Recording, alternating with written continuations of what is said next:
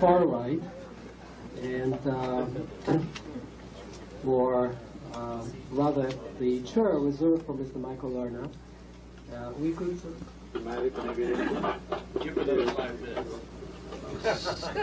Not Michael Lerner.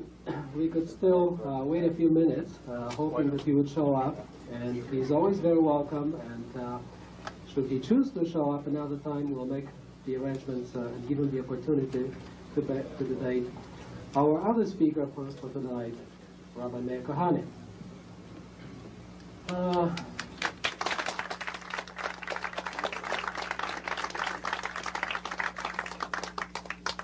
Perhaps I should say a few words first about our guest, Michael Lerner, who chose not to show up, and why it is important to debate Mr. Lerner. Michael Lerner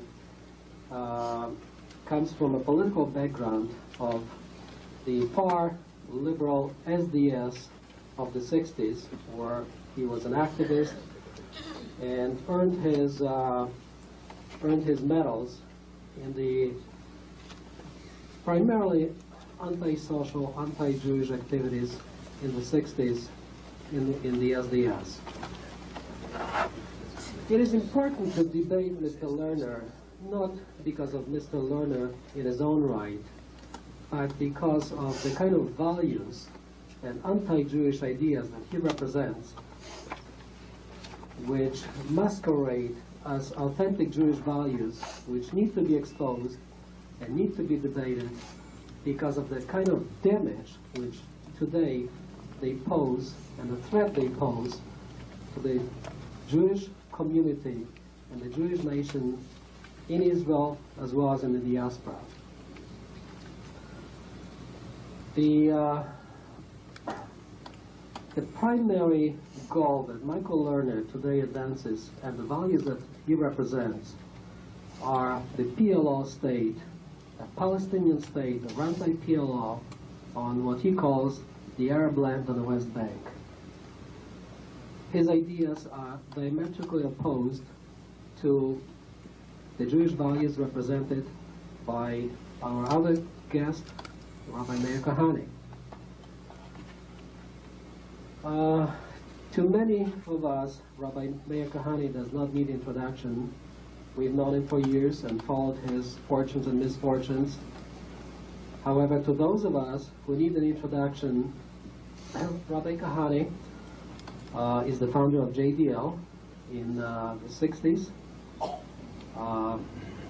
In the 70s, I believe in 71, he moved to Israel. He made Aliyah, where he founded a political party in opposition called Kahane International. He became a member of the Knesset, and until 1989, he was the member of Knesset. Today, he is the leader of Kahane International. But more importantly, he's the kind of leader who is able single-handedly to summarize the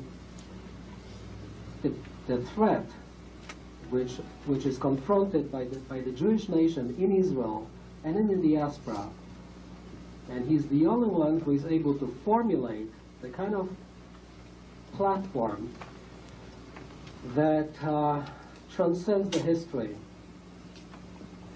It reaches back 3,000 years and projects the Jewish future, into the 1990s and the 20th century. I met Rabbi Kahane personally some 19 years ago. And without making a long speech, I followed his fortunes and misfortunes over the years.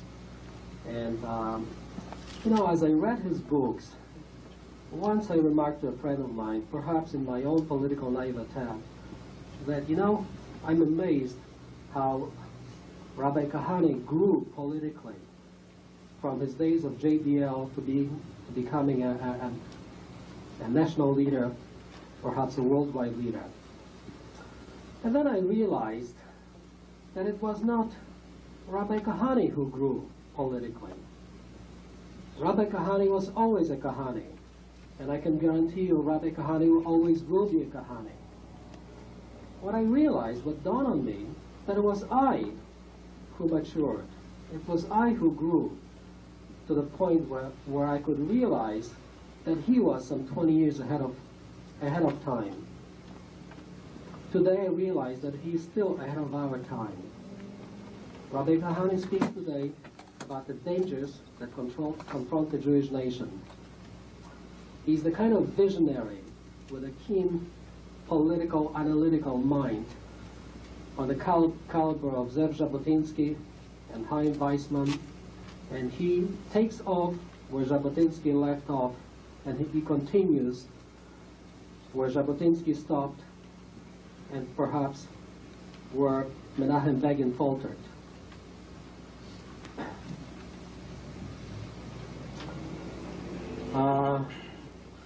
With that in mind, may I present our speakers for tonight.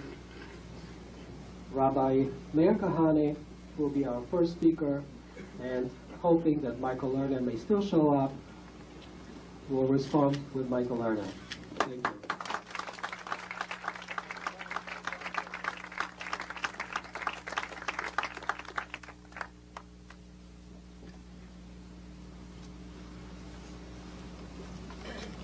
In the fall 1969 issue of Judaism magazine, published by the AJC, the American Jewish Congress, the following words were written by a Jew. The Jewish community is racist, internally corrupt, and an apologist for the worst aspects of American capitalism and imperialism. Black anti-Semitism is a tremendous disgrace to Jews. It is rooted in the concrete fact of oppression by Jews of blacks in the ghetto and earned anti-Semitism. The synagogue as currently established will have to be smashed. The author of those words is not in the room. His name is Michael Lerner. Michael Lerner is a tribute to our insane times. An era that, in the words of King Solomon in the book of Proverbs, a generation pure in their eyes, yet not washed of their excrements. An insane era in which an ignoramus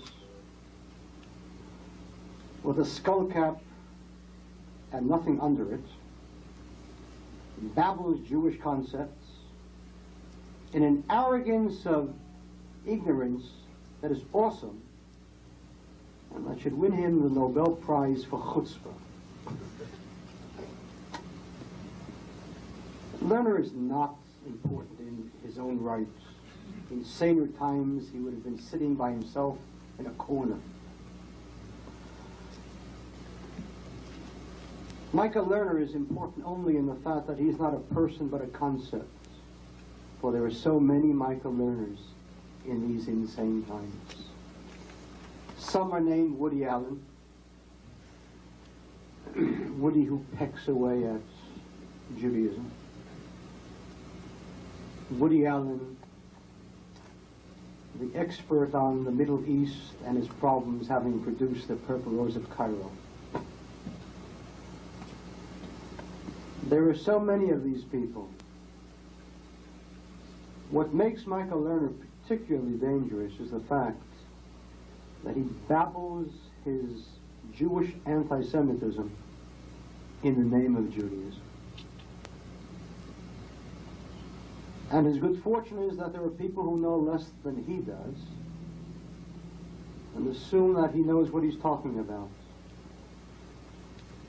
And so, in his September-October issue of Tikkun magazine, which unfortunately continues to plague us,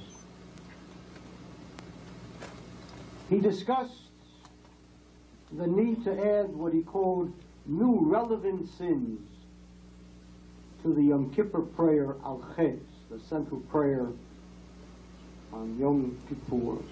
when we rise and we say al chet for the sin, for this sin and for that sin. So he wishes to add new relevant sin. I don't know what a relevant sin is as opposed to an irrelevant sin, but one imagines that Michael Lerner knows.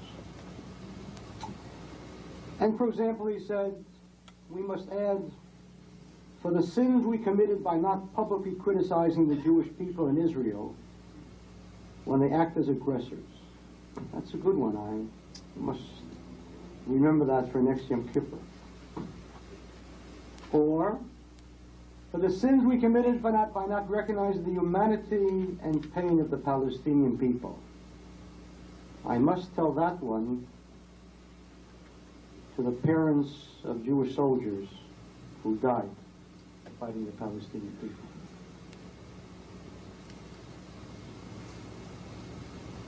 But Michael Lerner is a self-hater, is clear. The problem is that as he wishes to destroy himself, he also wants to take us with him. And I don't want to go. And I don't want Jews to go. And I don't want Israel to go. And so before I get into the real crux of the speech, I'll give you just a very, very quick rundown of some of the concepts that Judaism really says from a rabbi, and not from some ignoramus out of the SDS who exchanged a bandana for a yarmulke, and who says that he refuses to debate me because I'm a violent person, and who, on March 11th, 1970, announced the only place left for those who want social change is to be fighting in the streets, and who on March 11th, 1970 incited a mob of some 1,500 students of the Seattle Liberation Front and the Black Student Union to take over 6 buildings, the university, as they beat and attacked students and instructors who refused to participate in their call for a strike. The reason why Michael Lerner is not here is because, while he may be everything that I said he is, he's not a masochist. He's not afraid of physical violence. He knows I'll destroy him intellectually. Not only is he everything else that I said he is, but more than he's a fraud, and bear that in mind, and a coward to boot.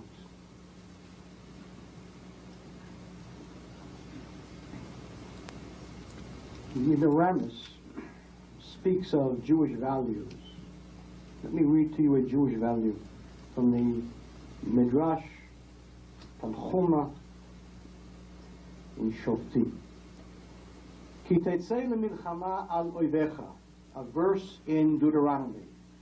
When you shall go out in war against your enemies. And the rabbis ask, why is it necessary to include the words against your enemies? Obviously, one doesn't go out to war against his friends. And so they say, why did they say against your enemies? Amar HaKadosh Baruch Hu, the Almighty said, Bo alehim koivim, go out against them as enemies. Kishem shenam, merachamim alechem, just as they will not have mercy upon you, kachatem lo terachamu alehem, thus shall you not have mercy upon them. That is Judaism. That is Judaism. Eila dvarim zuta, again, the Midrash. On the same verse, when thou shalt go out against your enemies, the rabbis say, Imatem chomrim alehem, hem yotzim lemilchama lechem. If you have pity upon them, they will go to war against you. Mashal, an example. There was once a ro'eh, a shepherd, who was tending his sheep in the forest.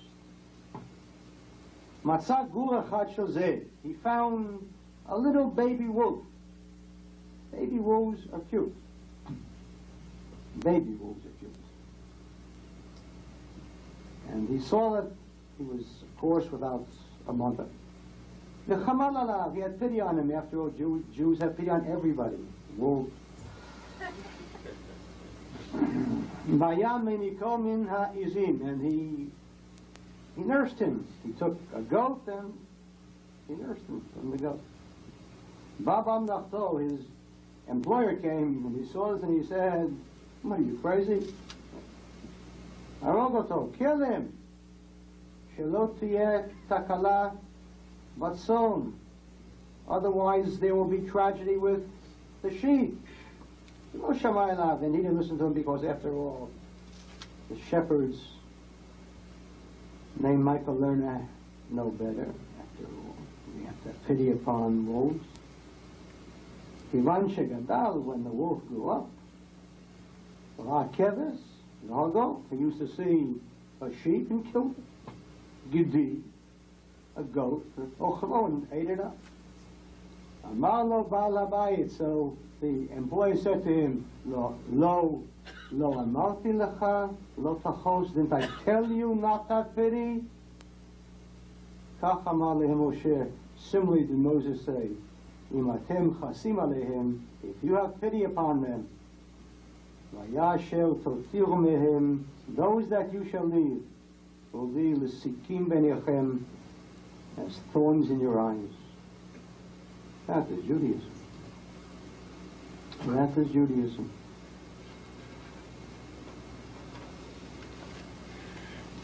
He speaks of mercy. And indeed, Judaism is filled with mercy. Rachmanut, mercy is one of the attributes of the Almighty. And it is indeed one of the attributes of the Jewish people.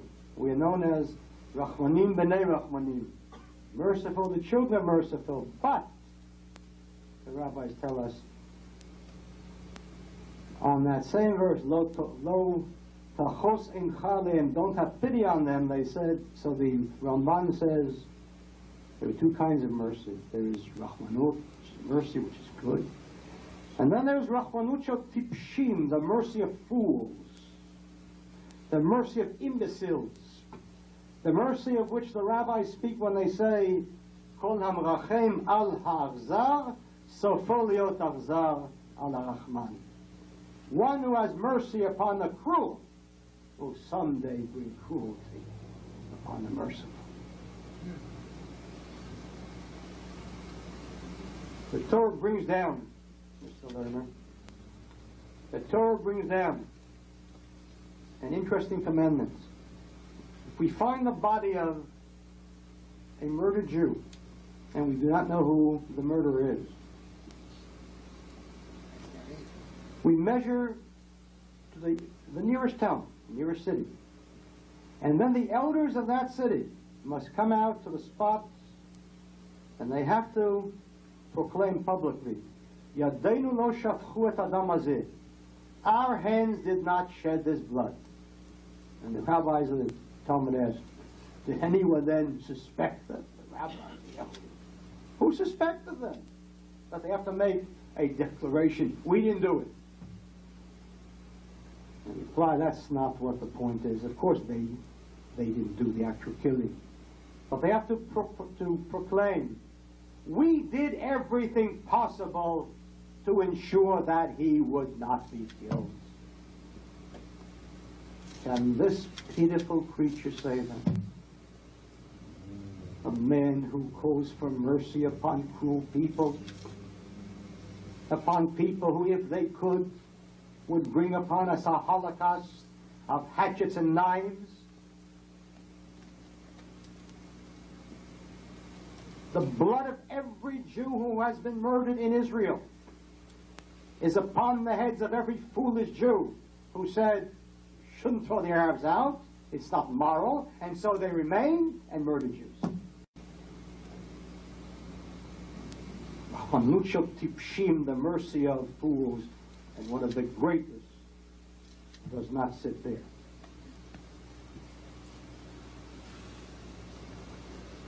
In August 24th, 1929, there were no occupied territories of 1967. And on August 24th, 1929, the Arabs in Hebron massacred 67 Jews in one day. Now, I never knew why, until I was enlightened by people such as the missing one. I never knew what was bothering the Arabs in 1929, until I realized it was their anger over the fact that the Jews did not give up the occupied lands of 1967.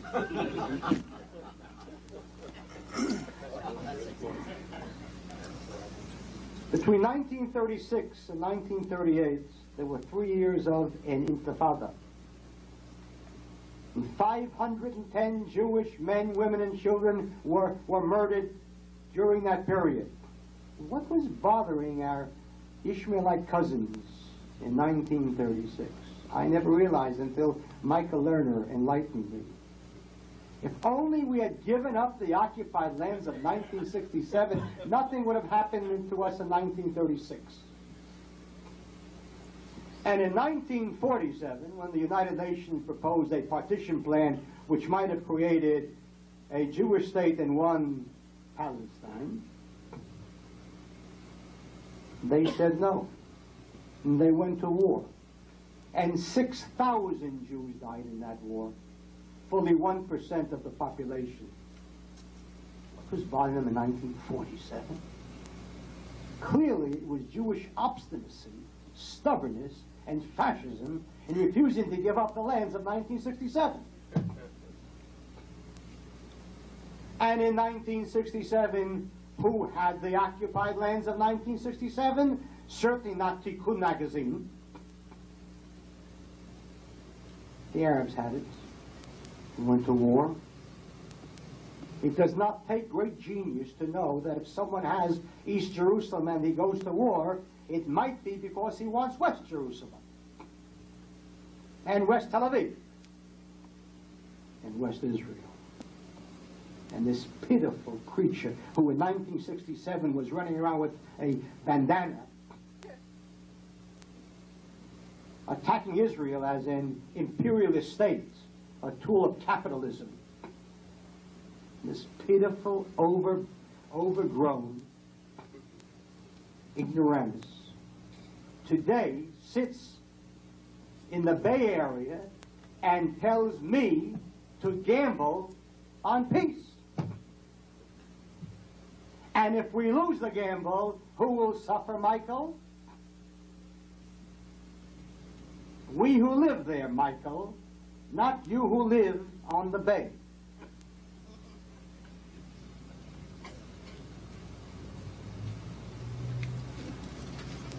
The tragedy of Israel is that there is no Arab problem.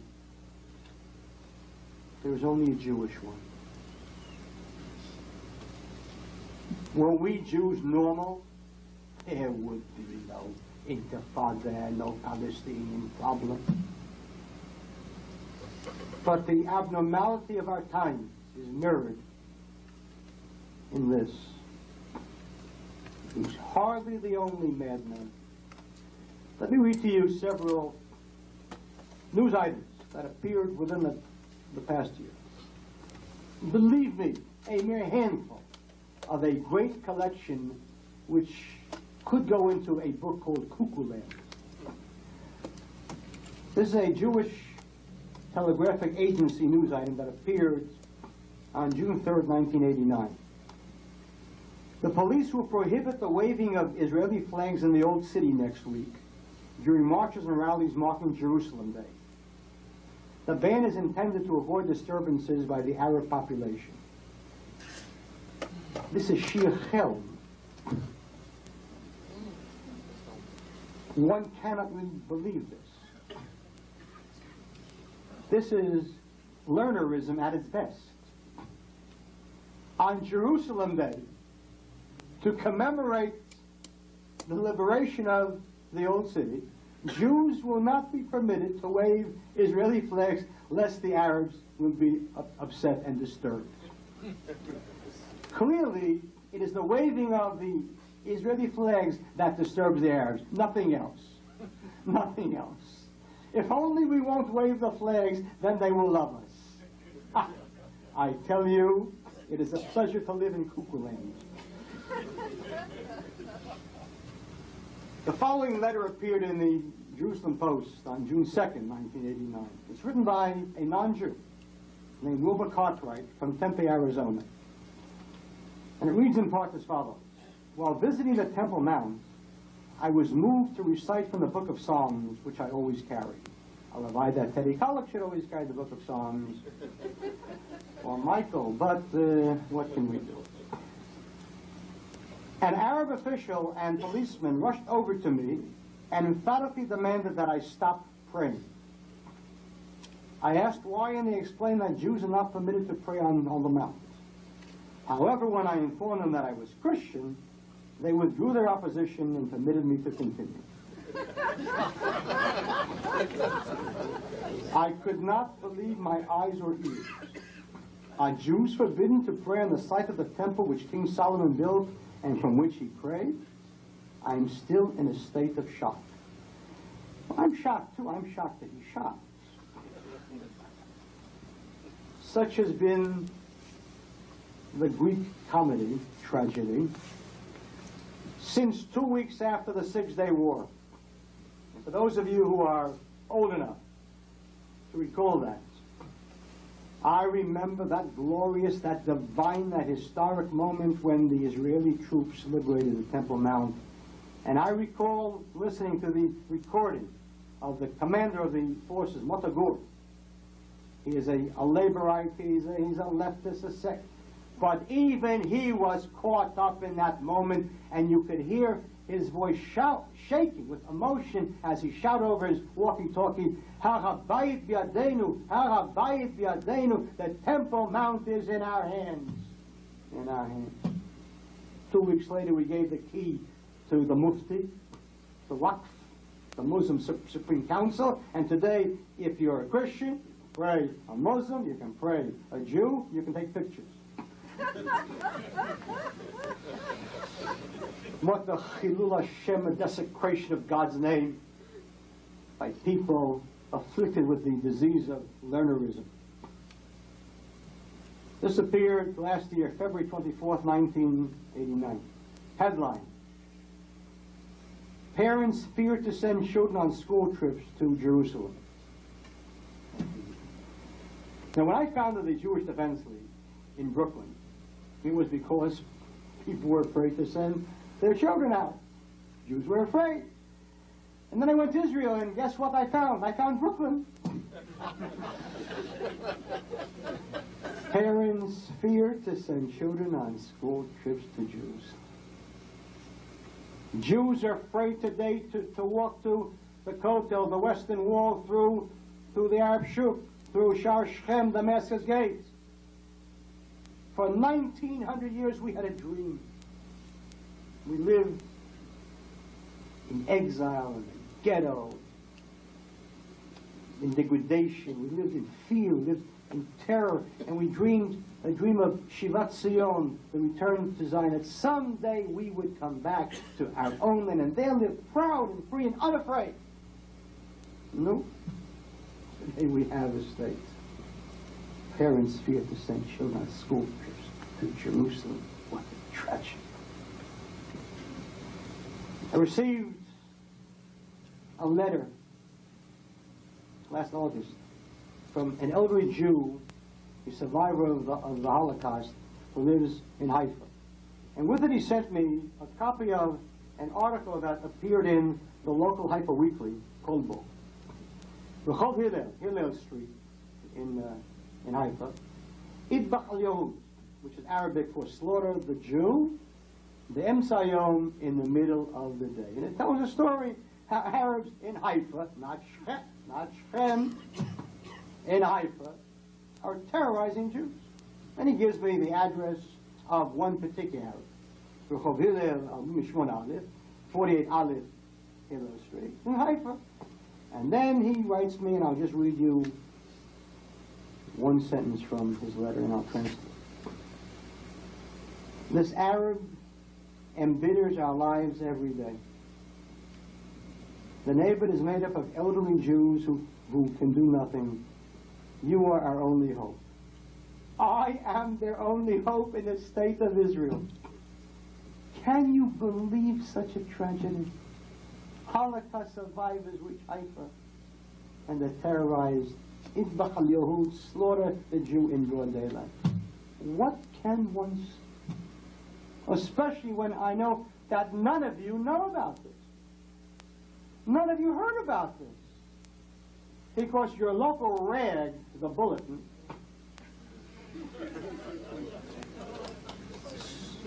is a typically biased paper. The second ad that we placed was not meant to be an advertisement. The second ad in which I wrote why I want to debate Lerner, I asked to be placed as a guest column, an op-ed, and they refused. But the reply by Lerner was in a guest column.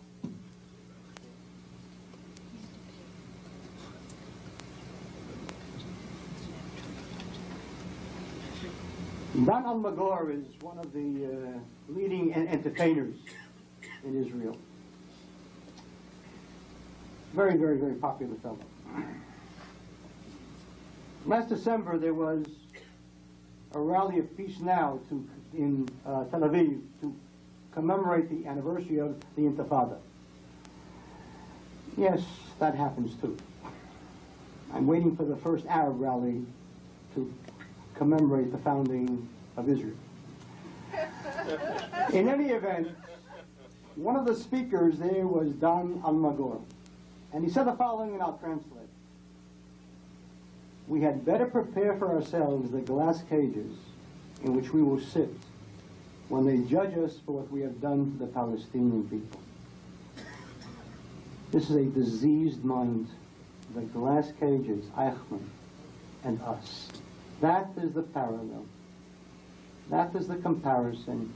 Eichmann in glass cages for his crimes, and we will sit in glass cages for our crimes.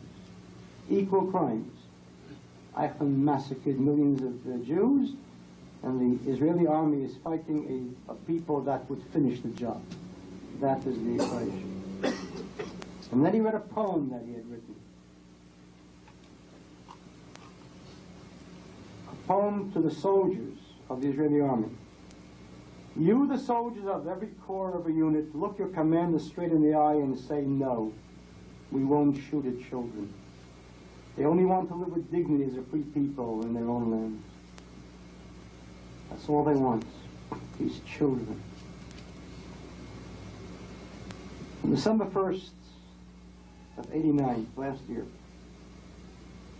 an interview on Israeli TV with a 17-year-old child, an Arab from Shechem, a member of the Red Eagles. Jabba Hawash was his name. The Red Eagles' job was to go and kill Arabs who collaborate with Jews. And so he was interviewed on Israel TV, December 1st, 1989, and he described how he had murdered his cousin, a woman named Baraka. And I'm going to read part of the transcript of the TV interview.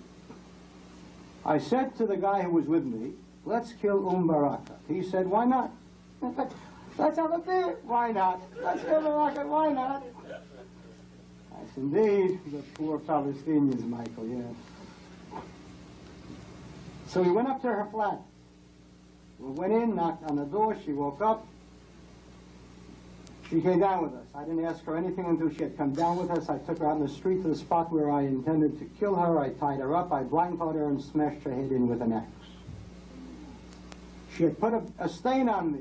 You were tied by blood, I had to kill her. Let's hear that poem again, Dan Al-Magor. All they want to do is live in peace. That's all they want to do. The Jerusalem Post, 3 days later, interviewed Arabs in Shechem to see what their reaction was, since Israel TV, in its insanity, assumed that the Arabs would see this and be shocked. This is from the Jerusalem Post, December 4th, 1989. People were proud and pleased at what Chawar said. They were impressed that he was even prepared to kill his own cousin. Sometimes when I come back here to visit, I fall into a deep depression. People say, well, why can't you work things out with the Arabs? Let's sit down over coffee and cake with Arafat and work things out. Now maybe you can do that, Michael, in Peoria. In Peoria you can work out just about any problem. There's people there who are pretty decent people. But the Middle East is not the Middle West. It's a different world, a different culture, a different concept, different mentality. It's a mentality in which someone goes and kills his cousin with an axe and says, I'm proud of it. And this poor simp speaks of the oppressed Palestinians. Let me tell you with whom we are dealing. Last July, you all recall the bus that was sent over the cliff and 16 Jews died. But what you may not know is that 2 weeks later, another attempt was made on the same bus line, 405. An Arab got up, stabbed the bus driver twice, but he was overpowered, and the bus driver was able to break the bus before it went over. When the police questioned this Arab, he stunned them by telling them that the previous night he had murdered a Jew in Tel Aviv, and they didn't know about it. So he took them to the site, a construction site, and there in a construction pipe was the body of a 36-year-old Indian Jew from India. That's only part of the story.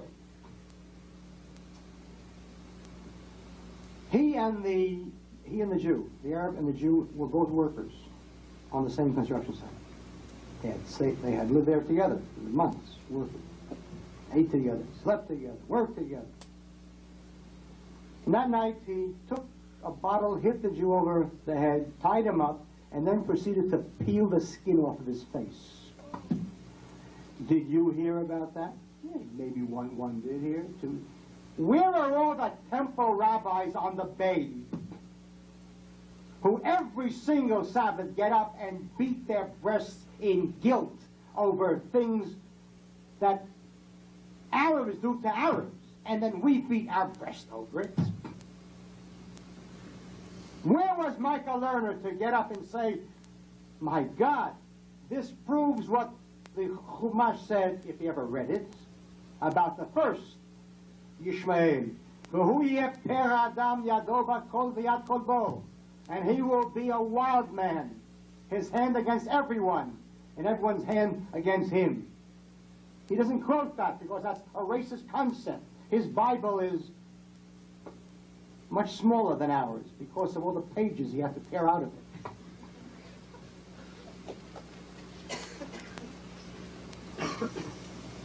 Don Sherman is the chief of staff of the Israeli army. And on January 11th of 89, last year, he held a press conference in Tel Aviv. A press conference for both the local press in Israel and also the foreign press. And here's the headline the following day in the Jerusalem Post. Sharon, Intifada can't be eradicated. What was that worth to the Arabs? Can anyone place a money value on that statement?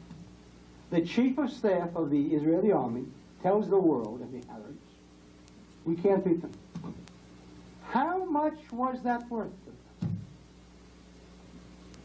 How much of a boost to their morale was that?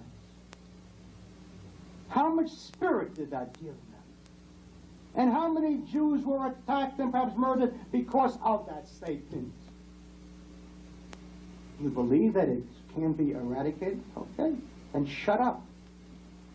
Be quiet. Or better still, resign. If you think you can't do it, let someone else who thinks he can do it do the job. The Intifada can't be eradicated? You make me Minister of Defense for a week and there is no Intifada.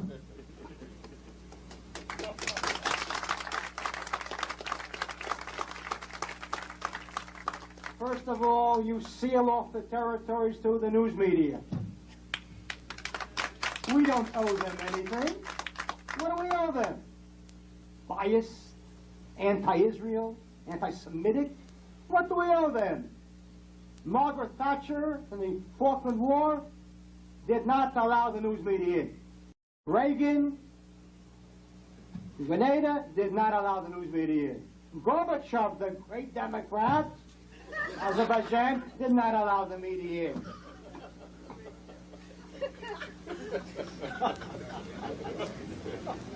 I would shut off the territories to the news media, and they'd be given briefings every morning at the King David Hotel. And if unhappy, they'd be given free tickets to the Wailing Wall. And then I would tell our soldiers, Chevre b'pkuda, order. You have 2 days. Whatever you want to do, do. But at the end of those 2 days, I don't want to see any Intifada. And there would not be one.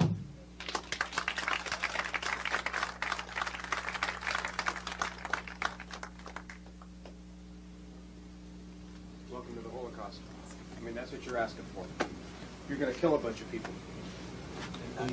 One more word out of you while I'm speaking, and I'll throw you out. You come here, shut up. You can ask any question you want later. In the meantime, be quiet. Now, the tragedy is that this is the greater danger to Jews than any Arab that ever lived. The person who lives here, has he the slightest concept of the Jewish pain over the last 70 years? Speaks of a Holocaust. Had I been Prime Minister when the Intifada started, not one Arab would have been killed, because not one Arab would have been there.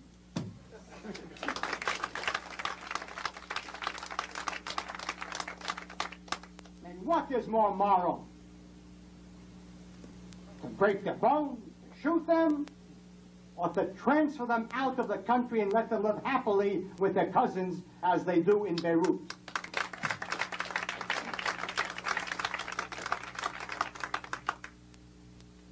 So what happens when Shomron says this?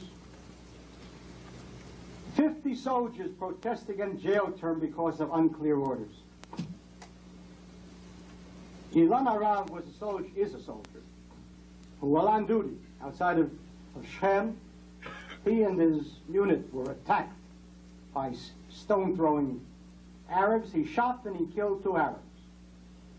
Now, instead of being given 2 medals, he received 2 years in jail because he disobeyed orders.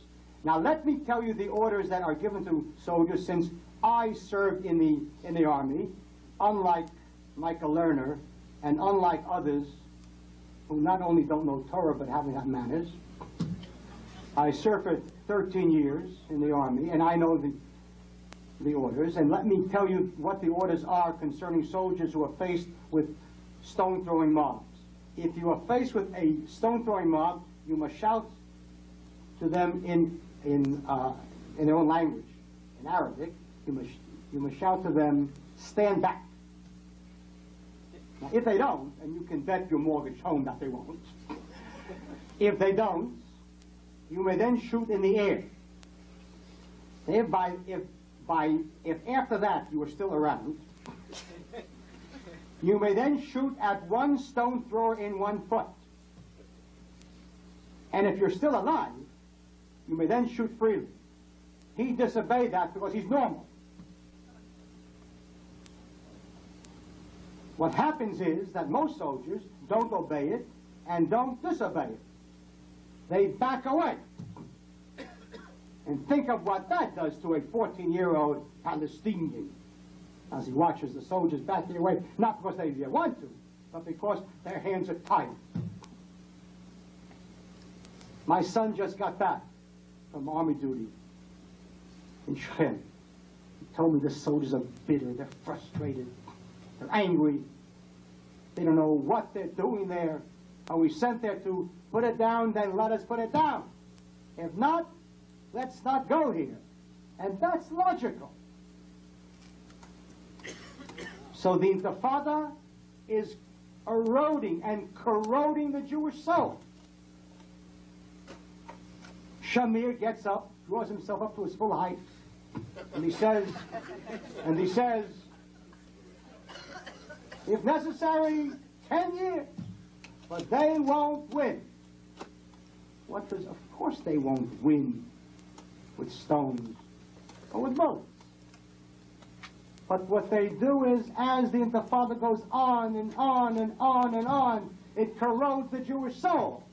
And we lose the one thing that has been our greatest weapon, our certainty in the justice of our cause. If those lands are occupied, then we shouldn't be there. But if they're not occupied and they are ours, then we should annex them and make them part of the state of Israel.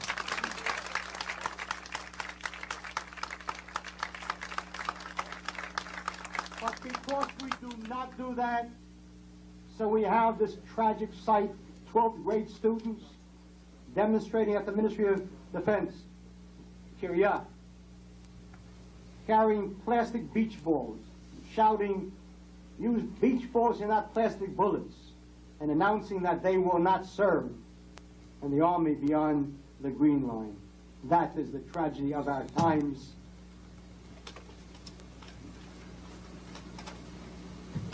People tell me, it seems like the Intifada is dying out.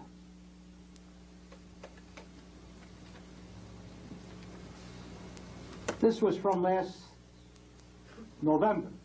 6 more car torchings pushed total near 170. Right now, when I left Israel, there were 244 Jewish autos that had been torched, Jerusalem alone, since Intifada began. You don't hear them about it. Of course not. Of course not. January 1st was Fatah Day, anniversary of the PLO. And so the Arabs invited all of the news media to Bet Farouk, a village outside of Shechem. If the news media knew about it, you'd better believe that the police knew about it, that the army knew about it, that everyone knew about it. It was held a huge march, marching in uniform with PLO flags and hatchets. 4-page spread in Haaretz. You know why you think it is dying out? Because the army has given up 2/3 of the territory to them. You won't find soldiers there. You'll find soldiers along the main highways, in the main cities and towns, but 5 kilometers off, you will not see soldiers. And if you have the courage to go deep into those areas, you'll see PLO flags flying from every mosque in every village. The insanity of the Jewish people. Not only did 16 Jews die in that attack on the bus, but there were 24 injured, including some very, very severely, including one, Meir who to this day is still in the hospital. So Meir Avramson, who will be permanently crippled, invited Faisal Husseini to visit him at the hospital, and he told him, we have to give the Palestinians a flag, an anthem, and a state. We need a national couch. Do you think that there is one Arab in the world who, if on a bus attacked by Jews and permanently crippled, would ever invite Meir Kahane and say, you know, you're right? We suffer from an incredible disease called galut, exile. It has entered the very marrow of our bones.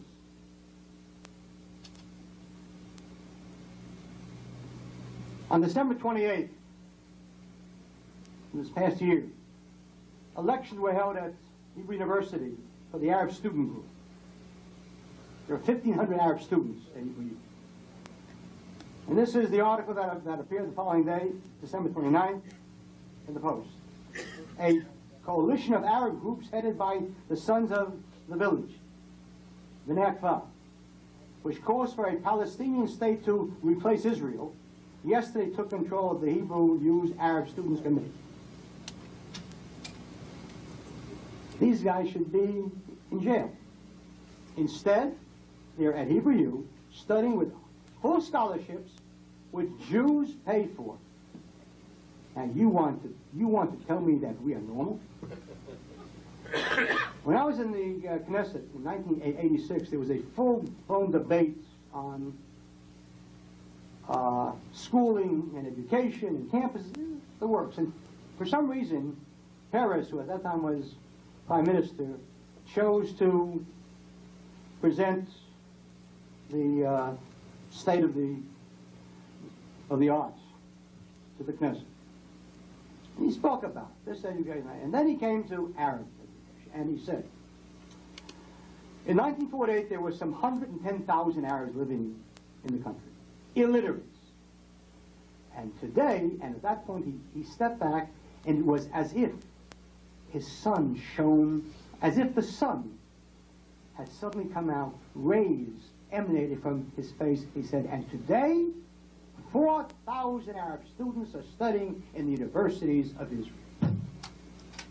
And I sat there watching him, and I said, one of us is insane. A Glickenstadt, as they say. What joy, quelle joie, for all those who know French better than Yiddish. What joy. 4,000 Arab students studying. Do you know who the most dangerous Arabs of Israel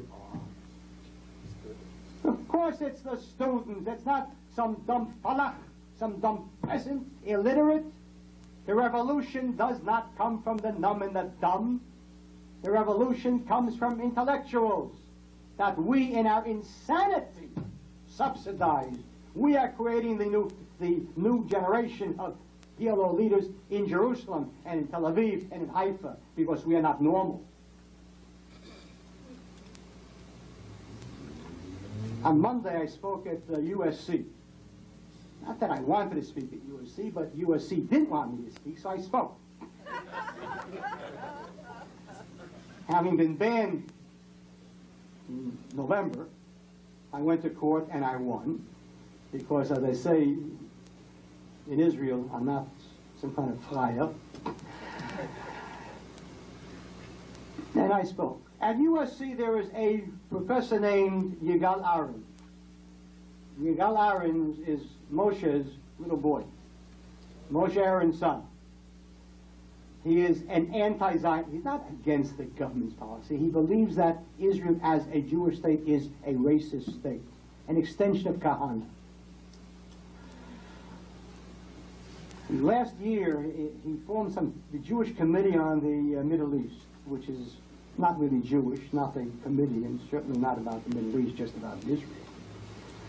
And he placed a full-page ad in several major papers. This is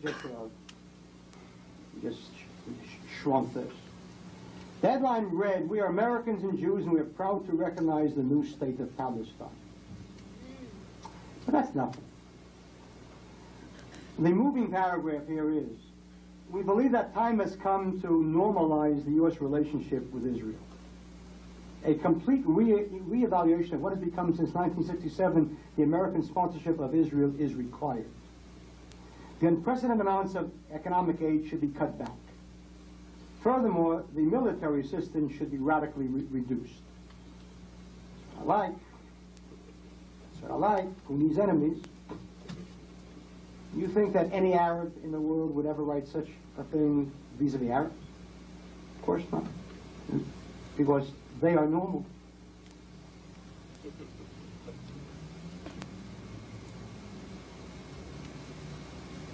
On April 2nd, I have a trial in Israel. I'm being charged with subversion. Under the criminal codes, which states that subversion is to be defined, and it gives several definitions. One who arouses dissatisfaction or bitterness among the people of the country. Under that paragraph, every Jew in Israel should be jailed twice a day. and to arouse animosity between portions of the population. Every newspaper in Israel should be thrown into jail. Every politician. Every Jew. Arouse animosity. The Orthodox hate the irreligious hate the Orthodox, left hates the right hates the left.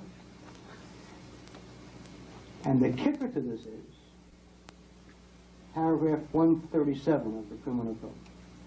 It shall not be a defense to state that the words stated were true. I put it to you that this law today would not be allowed in Romania, East Germany, Czechoslovakia, Poland, the Soviet Union, or outer Mongolia. And yet that's what we have, and that's what I face. And what are the exact words that I uttered? It was the day after that tragedy of bus 405. And Israel was in... It's hard to imagine, hard to describe the anger, the fury, the bitterness. We held a rally at the Mashbir in the center of Jerusalem. And the indictment, this is the indictment, so I'm telling you what the indictment says is my crime of subversion, for which I face a 5-year sentence. Who killed him? Not Jews who were murdered in Shechem, Hebron, but on the highway between Jerusalem and Tel Aviv. Who killed him? The government, by its policy, killed him. The Arabs in our midst are a cancer, and anyone who says that that is not humane and not ethical and not nice, upon his head is the blood of every Jew murdered by Arabs who remain in the country. He is a partner to the murder. That is subversion. Did one Jewish liberal get up and say, this is fascism? Michael?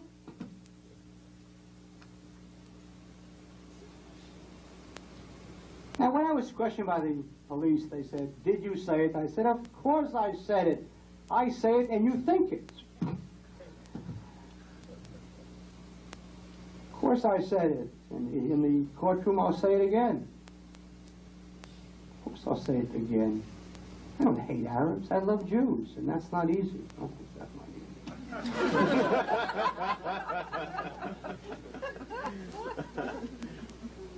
My trouble too. I received the following letter from an Arab in 1987, which I've never really published, but I think the time has come. His name is Dr. Mahmoud Shahada from Shafat in East Jerusalem, a professor and attorney. This is a letter that he wrote me. Despite the fact that I hate you with my blood, I respect you as an enemy. I enclose a letter to Meir, the paper in Israel. The editorial board will undoubtedly not print it in the manner of the Zionist press. You are authorized to print the letter fully in my name. Just as you like to say the whole truth from your perspective, I wish to say my truth in all its directly. Despite the gap between us, we have a common point of view, a struggle against the hypocrites and two-faced people such as Yossi Sarid. I prefer to fight with lions and wolves such as the Kach movement rather than with mice and jackals such as Shulamit Aloni and Meir Vilner. He really never heard of Michael, otherwise he would have put him in two. Now, with this letter, he enclosed a letter that had been published in Maariv by a professor, Shaul Friedler, and his reply to the letter, which was indeed never published. Now, Dr. Friedler's letter had been an angry letter in response to an appearance by Galia Tamam on television. Galia Tamam is the mother of Moshe Tamam, Hashem Yinkom Damo, a soldier who in 1984 was hitching a ride at Somet Betli. For those of you who don't know where that is, it's about 4 miles Netanya. Not exactly Shechem. He was picked up by 4 Arabs riding in a car, Israeli Arabs. So therefore he did not know that they're Arabs because their license plates are the same as the Jews, which is only right. It's democracy, so that soldiers shouldn't know. His body was found 2 months later. He had been hacked to pieces. His mother was on television, and I don't have to tell you what she said about the Arabs. And that disturbed Dr. Friedler from his liberal humanist post high above all other human beings. So he wrote a letter to Maariv, which was published, in which he said, what would Mrs. Tamam or the Jewish community in Israel say if on European or American television they would say concerning Jews what Mrs. Tamam said about Arabs? See? That's the equation. Bittersweet, light darkness. The Germans bombed Coventry, the British bombed Dresden, same thing. What would they say? What would we say if they said about Jews what we say about Arabs? That's the equation. We do exactly to the Arabs what they do to us. Now that was the letter, that was part of the letter written by Friedler, who presumably then went to bed feeling self-righteous and pious. That he had wiped away the racism of a mother who had lost her son with the humanism of a professor. And this is the letter that Muhammad Chada wrote in response to the letter. This is an Arab's reaction to the letter of this liberal Jew. He writes to this Friedman, he says, your problem, and many like you, is that you think that all the Arabs are children to whom you can sell fairy tales. I like this Arab. I'm going to tell you, he is my Arab. Shulamit Aloni, Yossi Sarid, and people like you are sitting on land that belongs to the Arabs and speak lawfully about justice and equality and other such nice phrases that are empty of substance. You presume to present the humane sector that objects to the occupation. Are not Jaffa, Haifa, Akka, Lida, Ramle, the Galilee, and the Negev Arab land that was robbed? So what is this hypocrisy? You, Michael, what is this hypocrisy? I'm infuriated at the comparison between Arabs who live under occupation and Jews who are citizens of Russia and the U.S. The wandering Jew reached Russia, Europe, and America as a guest. The Arab citizens live under the Zionist occupation and did not come to the state as guests. This is their land. We Arabs do not want you either as hosts or defenders. Just get out, leave us alone. That's an Arab. And that's a normal Arab who believes it is his land and who believes that these kinds of people play games with him with contempt. I understand him, and he understands me, and neither of us will ever begin to understand this.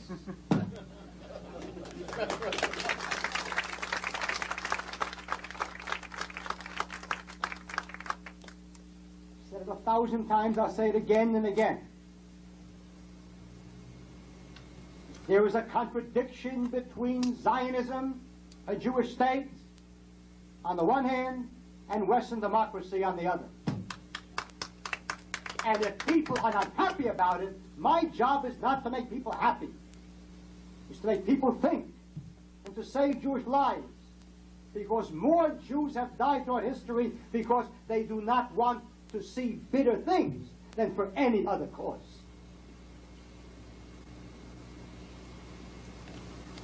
What is Zionism? No, Michael, what is Zionism? Zionism is the movement to establish a Jewish state. And what is a Jewish state, Michael? No? A Jewish state is a state in which we control it, in which we control our destiny, in which we are masters of our fate and captains of our ship, and no one else is.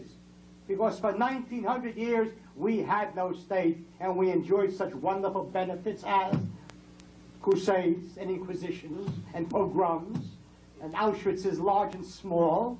And so we finally told the humane world, Michael, thank you, but no thanks. We gave back the washroom, the key to the washroom, and we said, we don't trust the world. We want our state that will always be Jewish. That is Zionism, but that is not Western democracy.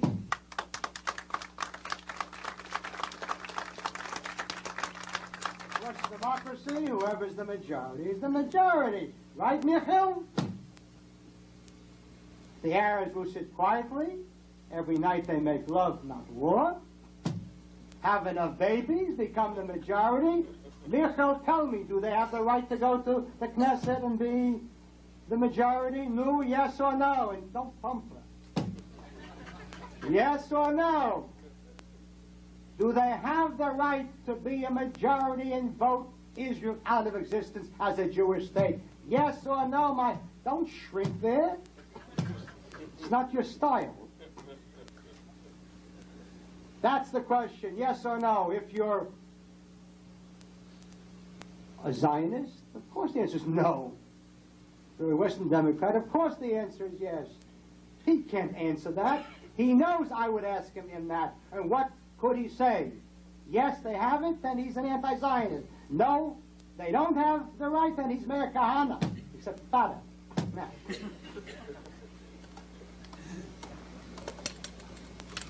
Of course there's a contradiction. Why do we play games? We play games with the Arab, and this Arab is right. You think we are children, he says? No, they're not children. They're clever, perceptive people. And they know that this argument, but we have raised your living standards. We raise your living standards. Only liberals think you can buy everything with money. Can't buy an Arab. But we gave you electricity. Thank you. Indoor toilets. Sit quietly. You live better than the Arabs in Iraq.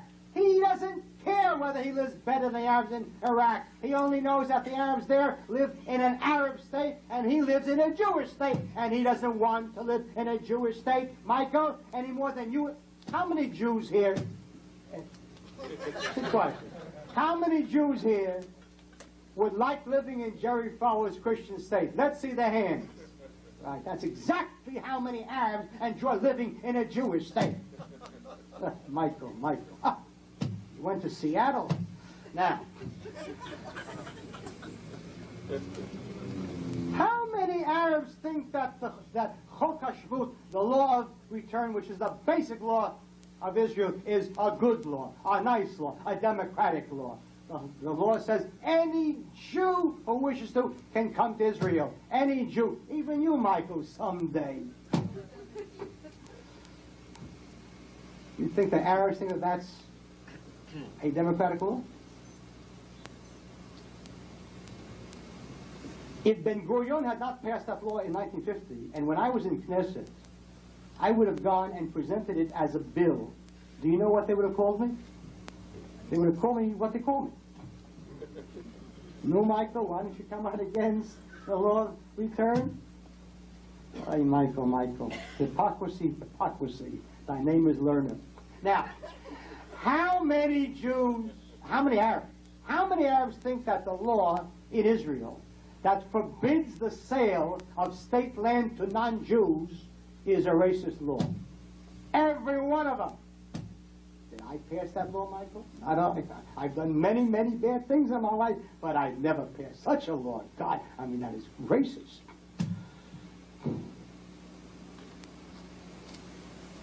How many Arabs, Michael, enjoy singing Hatikva, the national anthem? Michael, let's think together. Come, let us reason together. Picture the sea. Picture the sea. The Arab of Israel stands, shoulders back, chest out, pride coursing through his veins as he sings Hatikva. Think of the pride as he sings the Michael. Think of as he sings the words Nefesh Yehudi Hovia, the soul of a Jew yearns. It speaks to you. And when he concludes, Michael, with the words Hatikva bat shnot alpayim, the hope of 2,000 years, tears stream down his cheeks. As he says to himself, how my Zayda waited 2,000 years for the Jews to come home. Hatikva was our hope. The Arab nightmare. Contempt. We've got to compromise. The Arab doesn't want to compromise because he says Jaffa is as much Arab as is Hebron, and he's right. Jaffa is the same as Hebron. It is Jewish. Both are Jewish. If we have no right to Hebron, we have no right to Tel Aviv. If we have no right to Hebron, in which Jews lived 3,000 years ago, we have no right to a city that was built 90 years ago. Abraham never walked on Dizengoff Street, but he lived, died, and is buried in Hebron. Jacob never played golf at the Dan Hotel in Caesarea, but he lived in Shechem.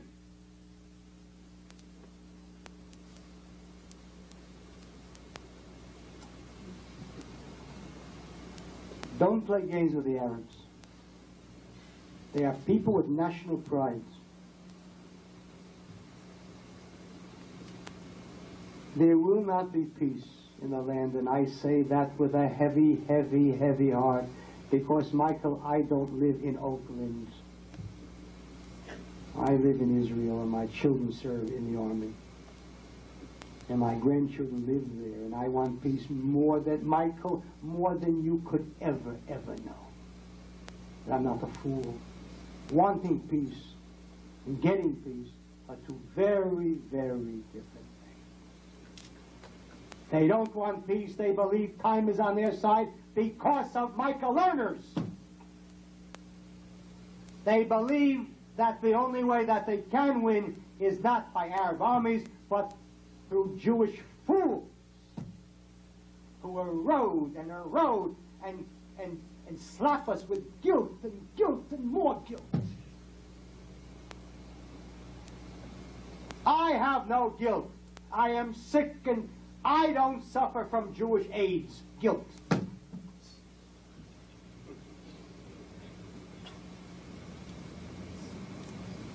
I think it is better to live than to die.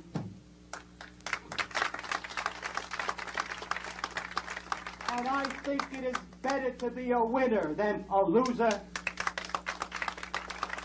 And what is this guilt? Every time Jews win, we feel guilty about winning. Guilty about winning. What would a Jew in Auschwitz have given for a Jewish tank and a Jewish plane and a Jewish victory?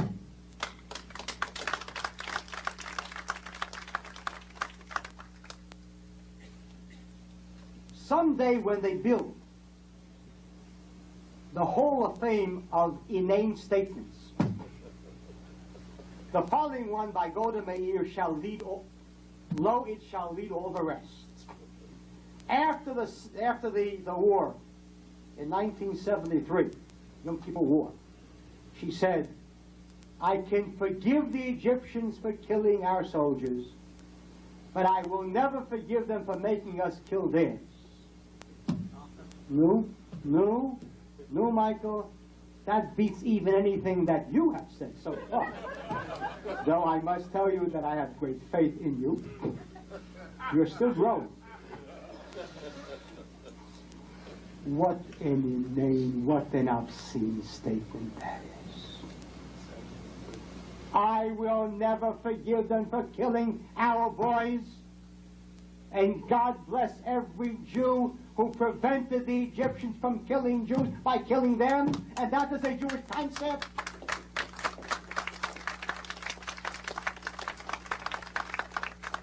My oldest son was in Lebanon. Artillery. When he came back, he told me a thing which I already knew, but he had seen it personally.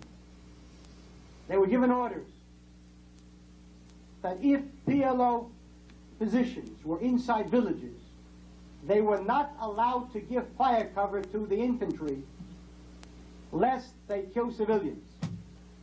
Do you know how many Jewish soldiers died because of that criminal order?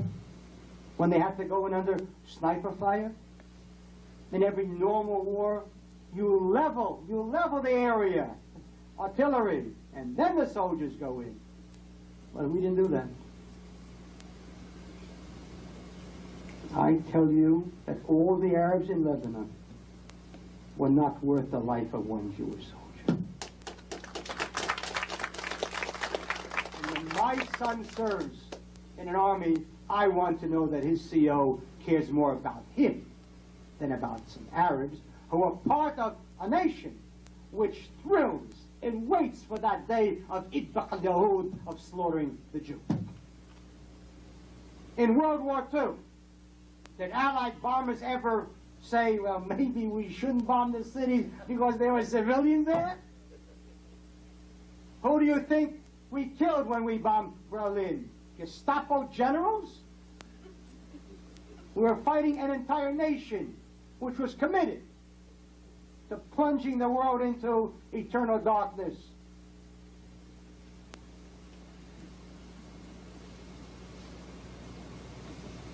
You know what bothers Lerner?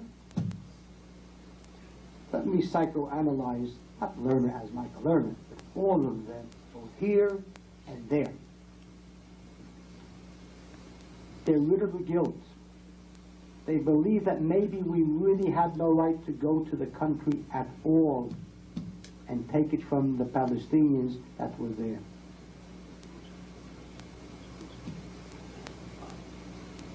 But because they not only are guilt-ridden, but they're also cowards. Because if you really believe that you're a thief, give back your kibbutz. If you really have guilt feelings about it, what am I doing here after all? In 1880, there were Arabs in it. Of course, there were Jews also, but mostly Arabs. What am I doing here? If you really feel that way, give back your kibbutz. But they don't have the courage to do that either. They're cowards and they're frauds. So they have to sit and they wallow in their guilt and they have to take the Arab position on every single issue in order to win a crumb of forgiveness for their conscience. That's the root problem. Well, I have no guilt. That land belongs to us. And when I heard Shamir say, we need Greater Israel because of the Russian Jews, what an outrageously stupid statement. The reason why we should not give up that land, not because we need it for Russian Jews. If it isn't ours, it doesn't belong to us. There's only one reason why we should keep that land, and it is because it belongs to us too.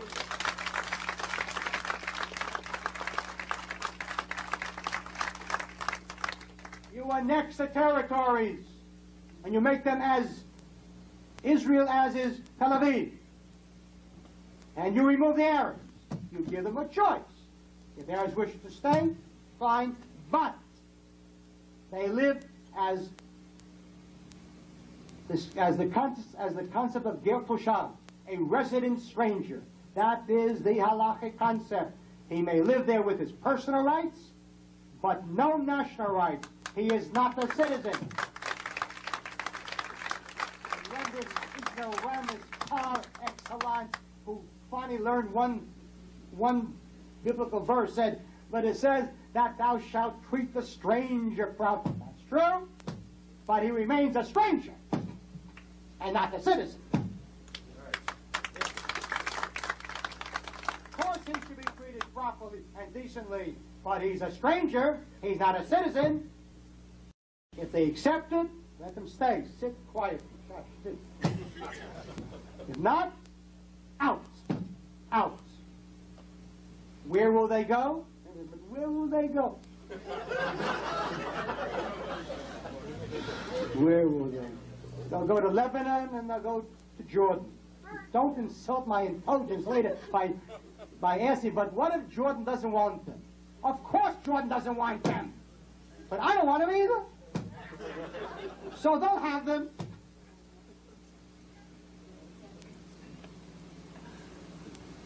And if they want to call Jordan Palestine, you want to call Palestine, you want to call it Oakland, call it Oakland. But I'm going to call it. I don't care. What do we owe Hussein? Jordan is, first of all, legally Jordan is not Palestine. Legally Jordan isn't even Jordan. Jordan is all of 68 years old. When the League of Nations gave the British a mandate to create a Jewish state, it was over both sides of the Jordan. The British cut away, as the British do. They cut away the East Bank because they were missing one state for one king, the grandfather of this present midget. And they created Transjordan, which later turned into Jordan. This is a legal state. If the Arabs think that they are Palestinians, you want people Palestinians? Where's Palestinians? Yeah, he's going to call Jordan Palestine. Call Palestine. Not that I recognize it, but he's going to go like a shot. But not in any part of the land of Israel that we now hold. It's insanity.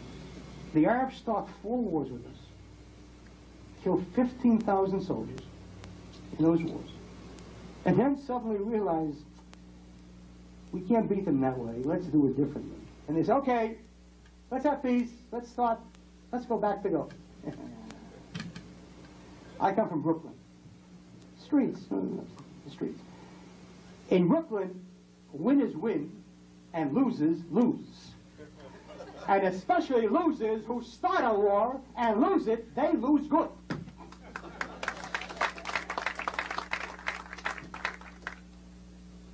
Unbelievable.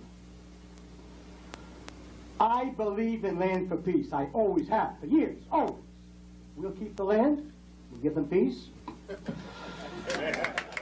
if they wish the Palestine state, we may even help you overthrow the little one, Hussein. But let them know that if they should be so foolish as to God forbid start another war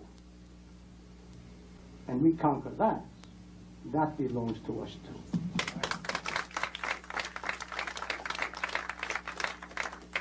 But what will the world say? But what will the world say? I tell you, what will the world say? In 1945, the Poles and the Czechs expelled 12 million ethnic Germans from their countries. Sudetenland and Silesia and Danzig, 12 million people who have lived in those countries for 1,000 years. Do you know why? Do you know what they did to bring on Hitler in the 1930s? It's a fifth column. And so when World War II ended and the Poles and Czechs licked their many, many wounds, they said in their own way, never again, and they threw them out. The poets say, what will America say? What will the world say? Stop telling Polish jokes. They're smarter than we are. They threw them out. They gave them 48 hours. Take what you can carry and get out. And they got out. People say, but what if the Arabs won't get out? On the day that they hear on the radio that Kahane is prime minister, half of them will be across the border in a day. Because in the Middle East, the name isn't logic and mercy. The name is strength or weakness. That's what they understand. Not for nothing does most of my support come from Sephardic Jews, because they're normal. They learned about Arabs because they lived with them, not at some seminar at Berkeley. They lived with them and they fled them. That's why they backed me, because I'm normal too. What will the world say? What will the world say? First of all, what do you mean the world? I'm a, Talmud scholar. I like logic. What do you mean the world? Togo, Singapore, Papua, Ecuador. You don't mean the world, you mean America. See, 10 seconds, I shrunk the world. What will America say? First of all, what will America say? The trouble with most Jews is that they think that Americans sit all day thinking about nothing except Israel.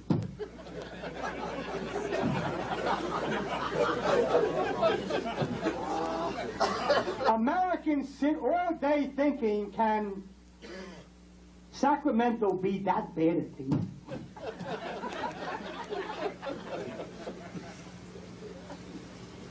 How much money will Montana get next year?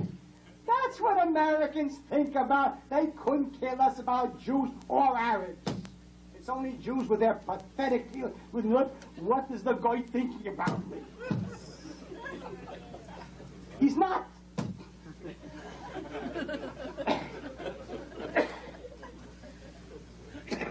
Secondly, what in the world makes you think that America backs Israel because it's good? America, of course, only backs good countries. Franco, Spain, Salazar, Portugal, the countries of Greece, Chile, El Salvador. Countries don't back countries because they're good. They back countries out of self-interest. That's poli-sci 1.1. 1. Basic. Out of bed. Is it because it's good? If America did not think it is to its interest to back Israel, it would not back Israel even if Abba Eban would be Prime Minister. God forbid.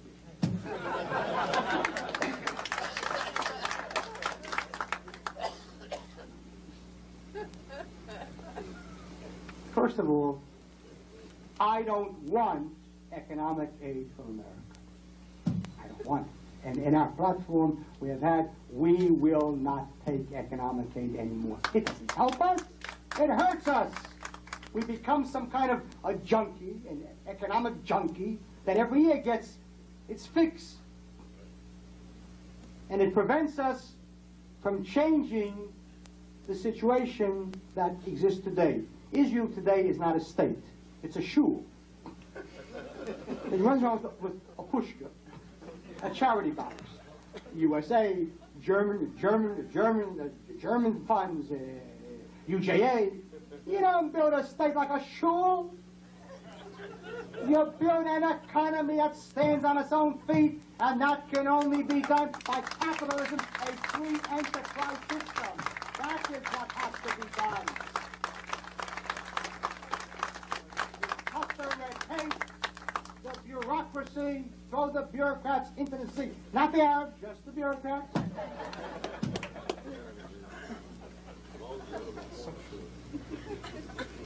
And then, if you give people a chance to make money, oh, will they make money?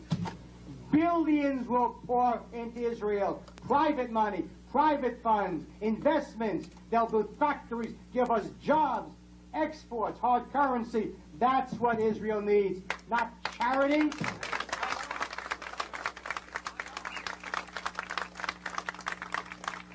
Military aid? That's a different story. If America feels that Israel is not worth it, don't give us the money either, and you won't get the use of the Haifa naval base. How much is it worth to America when the Sixth Fleet uses the Haifa Naval Base whenever it chooses to, free of charge? What would that cost America in the Philippines, or in Spain, or in Portugal, or in Greece? If it's not worth it, don't lose the money. Find yourself another base. How much is it worth to America that for years now the U.S. Armed Forces has used the Negev as a storage area for hundreds of millions of dollars worth of weapons in case of a war? Where else could they store those weapons? Where Egypt? They'd be stolen in 2 days. That's not worth it? Don't give us the money. Go to Egypt. How much is it worth to see a MiG right up close? How much was it worth to the CIA to study that MiG backwards and forwards and take it apart? And how much is that? And to those people that say, well, it's the end of history now, no more problems, Russia.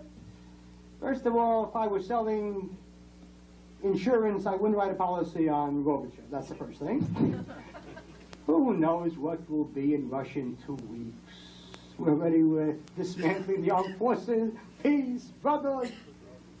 What a world. American policy is still based upon the need for a strong and a stable, reliable anti-Soviet ally in that region as a big choice, either Israel or Abu Dhabi.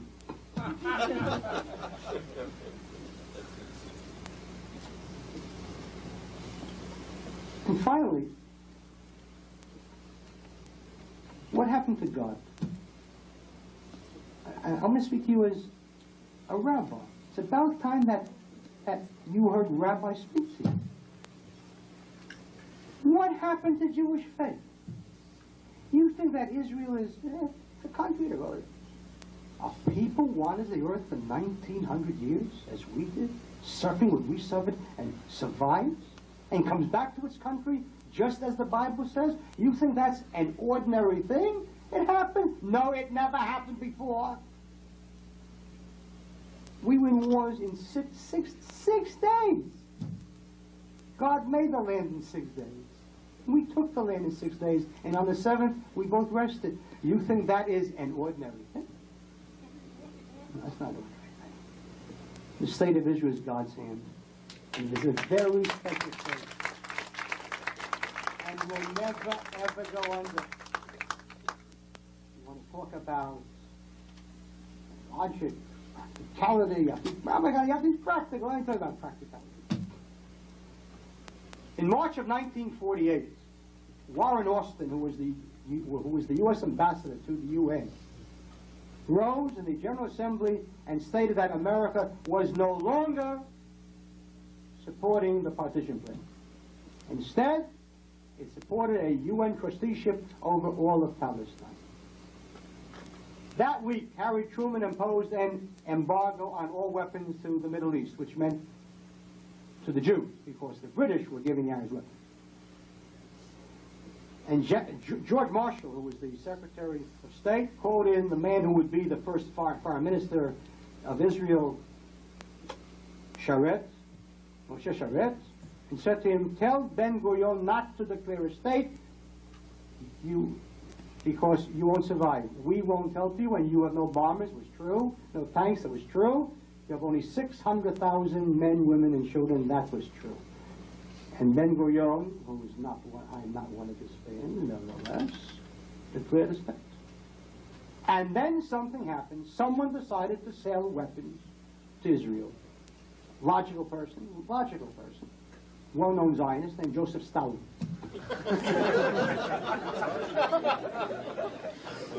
Now, I don't know what Jimmy the Greek would place odds on that, but pretty long odds, even bigger than Buster Douglas. Yes. Now, of course, it's God's hand, and we sit here and we think, well, what will be? What will matter?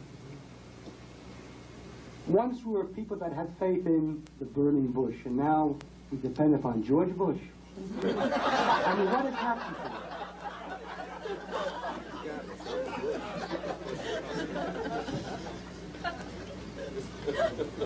have to get up off of our knees. This isn't Minsk. This isn't Pinsk. This is Israel. You talk to George Bush like a partner. We're partners. We give and we get, and you give and you get, and we are partners. That's how one talks. Because if I were George Bush and I heard all these Jews saying, well, we need America, that would be an invitation to me to pressure Israel.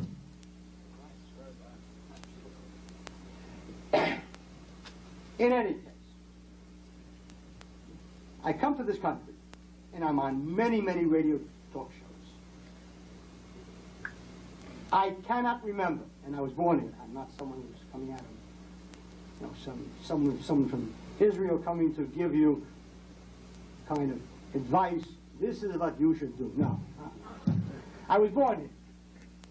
I have never seen as much open anti-Semitism in this country since World War II as I see today. It's open, the slightest problem. It comes in black and white.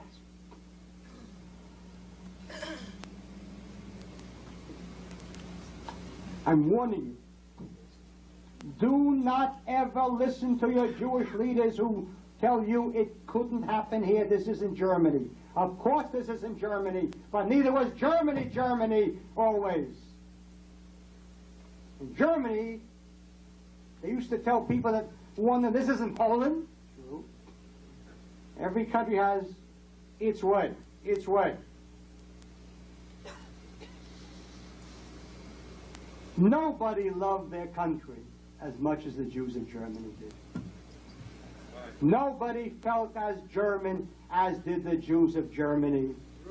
They didn't even call themselves Jews. They called themselves Germans of the Mosaic faith.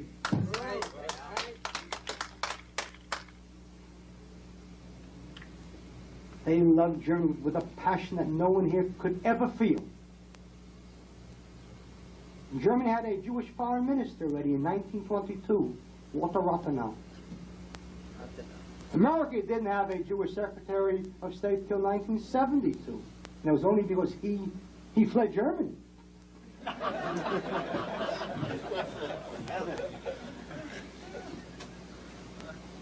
If someone would have asked a Jew, any Jew, in the entire world in 1920, who were the worst of the anti-Semites, not one would have said Germans. They would have said Poles, and Slovaks, and Ukrainians, and Lithuanians, and Romanians, and Hungarians. Not what Germans were the best. It's Kultur. And then it happened. It did not happen because Germans are different. They are not different. And for all these Jews, and for every Jew that in his insanity visits Poland today, are you crazy? You're spending money there? People whose hands are red with Jewish blood? What do you want to see in Poland? Give them the cemetery. I want money to go for Jewish life and not for Jewish death. It happened in Germany not because they're any different. It happened because there was a terrible economic collapse. People lost not only jobs, but they lost hope. And people who lose hope will follow anyone who offers them hope. That's what happened. You want to tell me it couldn't happen here? Are we crazy? The problem is that your local Jewish leaders are these losers. Ugh. It's incredible. Who is chosen to be a leader? Ignoramuses. They're not chosen for their scholarship, knowledge, their piety. They're chosen for their money and their ability to raise money.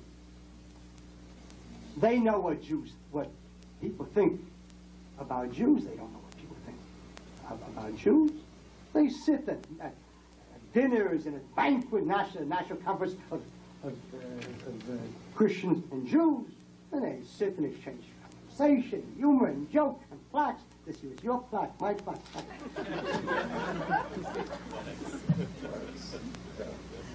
There is only one place where a person can find out what people really think about Jews, and that's in a bar. A neighborhood working class bar, not a trendy bar over here in downtown San Francisco. even if it is a happy one. A working class bar, that's when the schnapps goes in, that's when you hear what comes out. That's where you hear America singing. The jealousy, the Jews own this and the Jews this and Jews, and that's when times are good.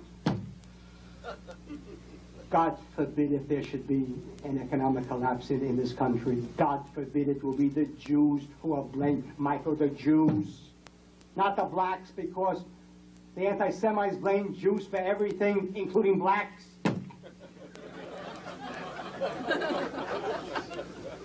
The tragedy of our time, the tragedy. The Jews we don't want to see it. We don't want to see it. It is on top of us, and we don't want to see it.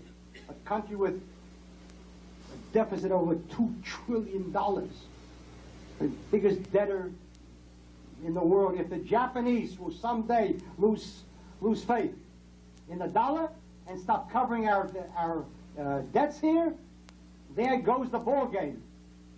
Wall Street. There is no relationship between Wall Street and the real world. The biggest gambling joint north of New Jersey.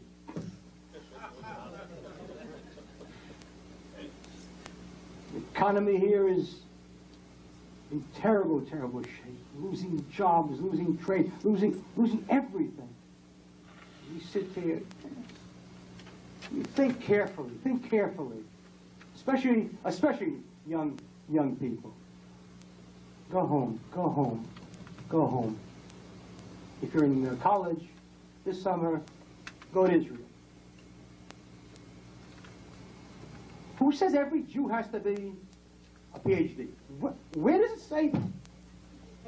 Where does it say that every Jew has to be a doctor, an attorney, or marry one? Where? Go to Israel, enroll in a yeshiva. If you don't like it, quit. If you do like it, stay. And learn a trade. Learn to work with your hands. Plant a tree in Judea and Samaria.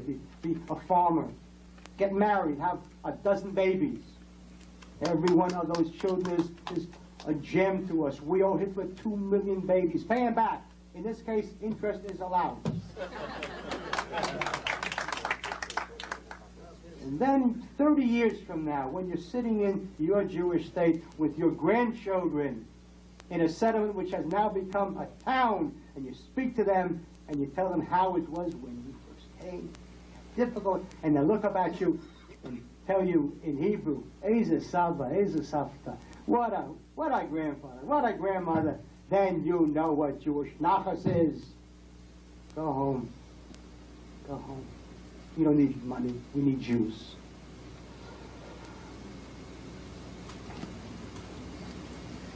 One final word. I was banned in 1988. The Kach movement was banned from running for Knesset in a moving demonstration of democracy. An elected party with the polls, the final polls right before the banning showing us with between 8 to 12 seats, which would have made us easily the third largest party in Knesset, and with polls showing that of the age group of the voters between the ages of 18 through 25, with Kach the largest percentage of any party. That's why they banned us, not because of racism.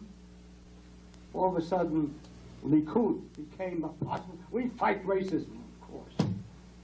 They were afraid we would take seats from them. That's why I was banned, and not a Jewish liberal raise his or her voice. Right, Michael? Maybe I didn't hear you. I know you did. Yes, I know.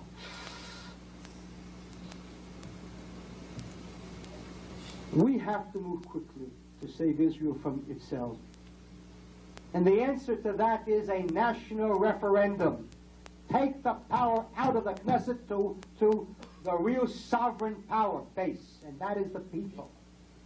A referendum is pure democracy.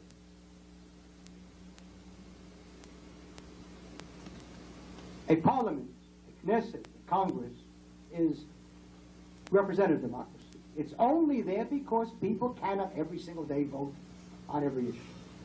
But when there comes a time when there are issues that are of such immense import, fundamental, then the people have the right to come and say, we want to vote on this ourselves. A national referendum on the following question. Yes or no? If it's yes, it's yes. If it's no, it's no. Yes or no? Shall we annex the territories and make them part of the state of Israel? Yes or no? Yes. Two. Yes. Two. Yes. The problem is you can't vote. I don't want to invite him. Go to Israel and vote. Two. Shall we allow the Arabs the right to remain in the land as people as resident strangers with all their personal rights as Jews, but no national citizens' rights? And if not, shall we transfer them out of the country? Yes or no? Let them vote yes or no. If it's no, it's no. If it's yes, it's yes. 3. Shall the Kahane movement be allowed to participate in the next election for Knesset? Yes or no? I want a referendum on that, and I know that if there will be, we'll win hands down, and not only will I be in Knesset, but I'll be in the government.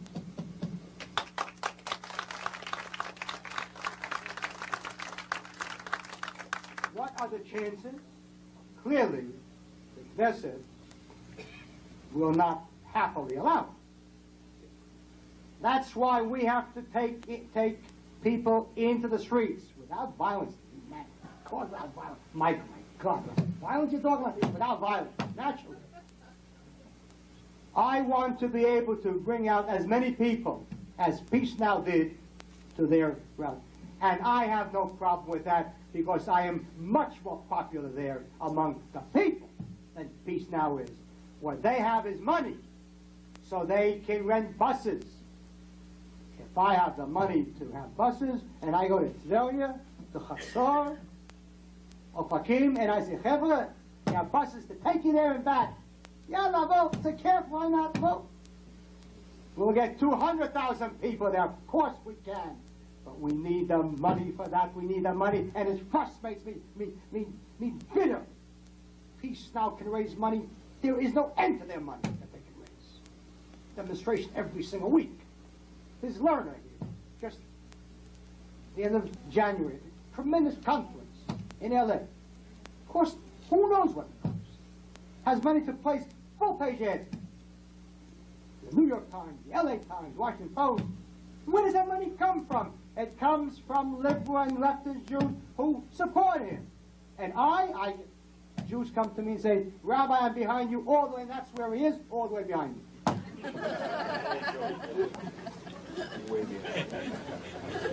I want a referendum, and I can do it if I have the money.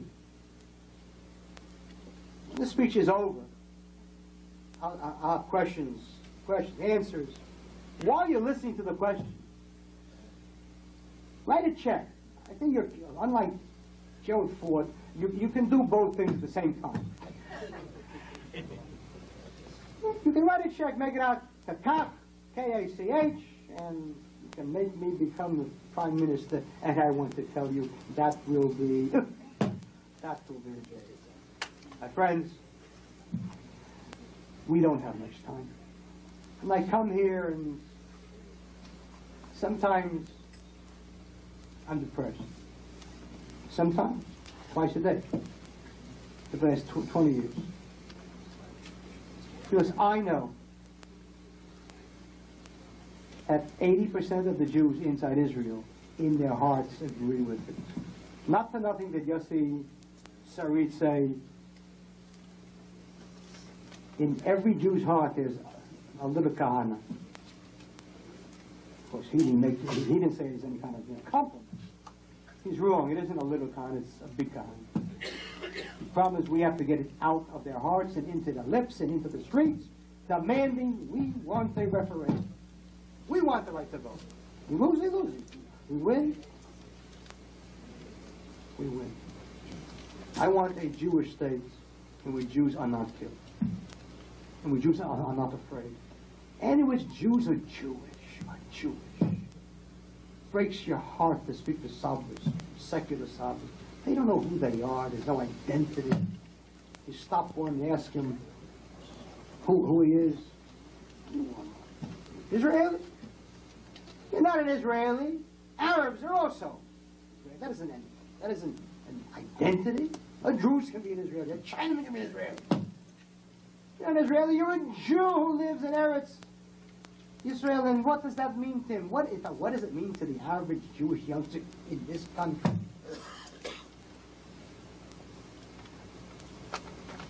Jewish is beautiful. It is so good to be a Jew. But only if you know why.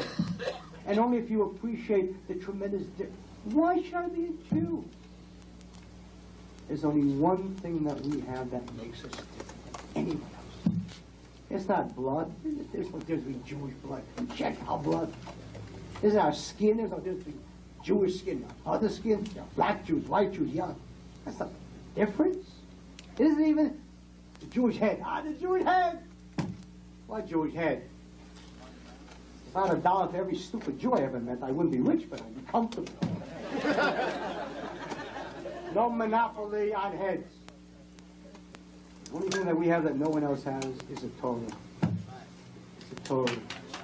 And give it to your children and teach them that and find a rabbi, a real rabbi, and take upon ourselves the old Malchut Shamayim, the yoke of heaven. Because if you think that you can deceive your children, you can't.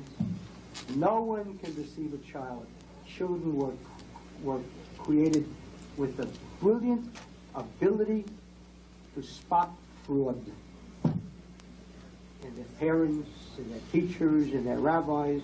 They may not say anything, but it registers. You can tell your children, be a good Jew. Be a good Jew. What does that mean? What does it mean to be a good Jew?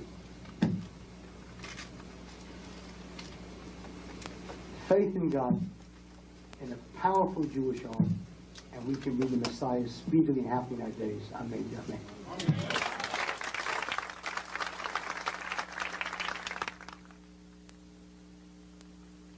Did it. Okay. My girlfriend was going to kill me. That's another story. Anyway, we got up here, and you're saying some very dangerous things. And yet, I'd probably help throw your bail. I like your referendum idea. Okay. Now, Look, don't do to him what they do to me. Let him speak. Come on. how? I speak louder. Louder. Speak louder. I realize you don't feel any need to make reparations to people you displace, and yet, everybody on the planet got a chance to start. So, what can be done? You say move them back in with their cousins, meaning the, do I say it loud enough, Arabs. You want to be careful not to make the mistake so that you want to make sure the means you use to get what you want do justify the end. I only ask that you be careful. Thank you. I thank you. And I think that took more than a little courage to get up and say, I'm sorry. And I think it's a good thing. Just that next time, wait till the end of any speech. And maybe you'll see that I'm not as crazy, and not as bad, and not as racist, and so on. Problem is that everybody has heard about Kahane, and nobody heard Kahane. First of all, I'll be careful. I know what war is. I fought in a war. I know what war is. War is a terrible thing. But you're talking to the wrong person. It's not I who want the war. It's the Arabs who want the war. I don't believe them. I don't trust them. And I have precedent on my side. The presumption in their case is that of guilt and not of innocence. I'm not impressed by Arafat. Arafat gets up and he says, I recognize the existence of Israel. and everybody cheers, and people run off to Sweden with them for a massage. Let me tell you some of the things whose existence I recognize. Disease, roaches, earthquakes. Of course I recognize them because they exist. And I recognize them for the purpose of putting an end to them. He recognizes it. Thank you, Yasser. Thank you. I'll send you a razor. That's not the point. That's not the point. I don't trust them. And I'm willing to start fresh from where we are. You want peace? You're going to have peace. You want Jordan? You can have Jordan. But I am not going to give up land with the territories. Israel is 40 miles wide. 40 miles wide with the territories. Are we insane? God forbid that anyone should ever have to use those kind of weapons we mentioned. But if I believe that they're about to do it, you think I won't do it first? You got the wrong guy. And because they know it, if I was the Prime Minister, they would never use it. That's right. A number of times tonight made references to people in Israel being there and being on the line and all that, and the invitation to go. Many of us understand that and even agree with it, but for a variety of reasons are not able to or not prepared to go. For those of us who feel like you do, but who are not making Aliyah, Americans who are going to stay with Michael Lerner in Oakland, not with him, but I understand. in the same place, not even in the same place. What should we do? What advice would you I'll give? tell you what. You can make, first of all, the local cop chapter here a strong one and a good one. Why should the local news media always be hearing Lerner? Why can't there be a solid and, bright, smart, a sophisticated cop chapter here which makes its voice heard? Cop isn't some kind of a gang. We are a movement with ideology and ideas. In fact, probably the only one left in Israel. We're not a party, a political party. We're an ideological movement. So don't just sit around. Jews here should get off of their apathy. Come up here later, when this is finished. Don't just walk out. Put your name and address and phone number on this, and we'll contact you. Make up a meaningful chapter here. And you'd be amazed how many closet supporters there are in the city. How many people every single morning walk in their closet, close the door and say, Kahane is right, and then they straighten the tie and they walk out. And if they know that there is a cop chapter and a Bible one and an active one, of course they will come to you. On campus, there should be a cop chapter at Berkeley. Don't think, I've spoken there now twice in the last 3 years. Tremendous support for me there. Not everybody's crazy at Berkeley. Watch out, I'm from Berkeley. I'm saying there are many normal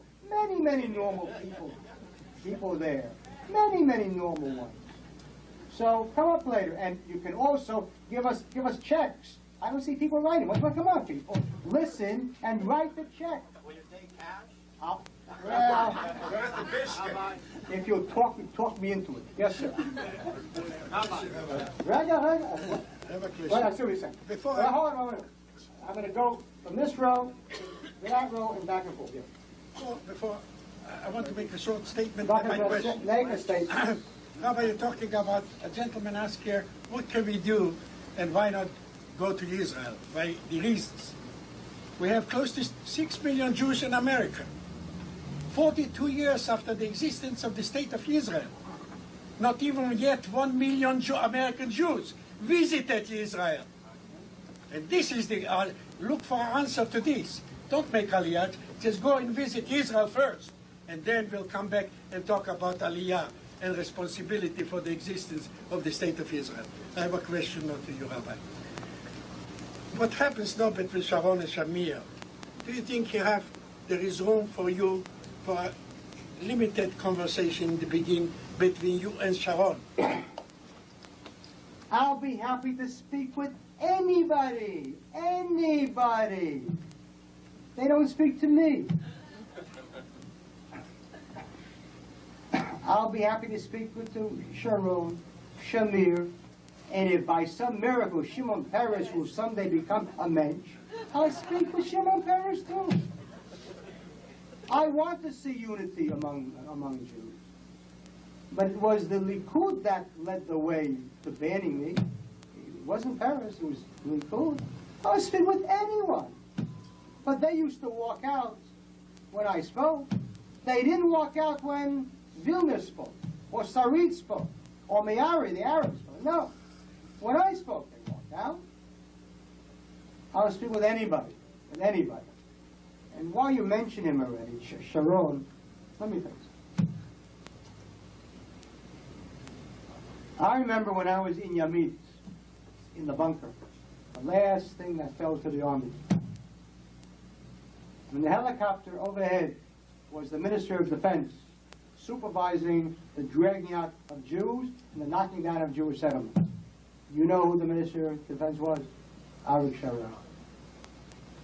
You know who voted for Camp David? Arik Sharon. And you know who didn't vote for Camp David? Moshe Aarons and Shamir. It pains me tremendously to see a movement, a Jabotinsky movement, which was once an idealistic thing. It's become this battle, this here battle today, which we saw on television, the disgrace there. It's a battle not over ideas. It's who's going to take over and who wants to be the leader. This is what happens when power corrupts. Tragedy. I'll speak with anybody. The question is, will they speak